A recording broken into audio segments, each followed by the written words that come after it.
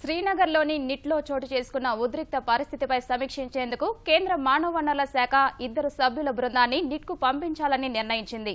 పరిస్థితిపై ఎప్పటికప్పుడు నివేదికలు తెప్పించుకుంటున్న కేంద్ర హోం మంత్రిత్వ శాఖ విద్యార్థులపై ఎలాంటి దుందుడుకు చర్యలకు దిగొద్దని పోలీసులను ఆదేశించింది. విద్యార్థులు కూడా శాంతియుతంగా మెలగాలని సూచించిన కేంద్రం రాజకీయ లబ్ధి కోసం ఘర్షణ వాతావరణాన్ని సృష్టించాలనుకునే అల్లరి మూకలను అవకాశం ఇవ్వొద్దని విజ్ఞప్తి చేసింది. నిట్లో చదువుకుంటున్న ఇతర రాష్ట్ర విద్యార్థులకు ఎలాంటి ఇబ్బందులు తలెత్తకుండా అన్ని ముందు జాగ్రత్తలు తీసుకున్నామని జమ్మూ కాశ్మీర్ ప్రభుత్వం ప్రకటించింది. ఘటనకు సంబంధించి విద్యార్థులకు వాళ్ల తల్లిదండ్రులకు స్పష్టమైన సమాచారాన్ని అందించేందుకు సహాయ కేంద్రాన్ని కూడా ఏర్పాటు చేసింది. T20 ప్రపంచ కప్ సెమీఫైనల్లో భారత్ ఓటమితో విద్యార్థుల మధ్య గొడవ ప్రారంభమైంది. పరిస్థితి ముందే ఊహించిన నిట్కు సెలవులు ప్రకటించి 2 రోజుల కిందటే తెరిచారు. ఉద్రిక్త పరిస్థితులు తలెత్తకుండా ఉండేందుకు నిట్లో రాకపోకలపై ఆంక్షలు విధించారు. ఇది పోలీసులు విద్యార్థుల మధ్య ఘర్షణకు దారితీసింది.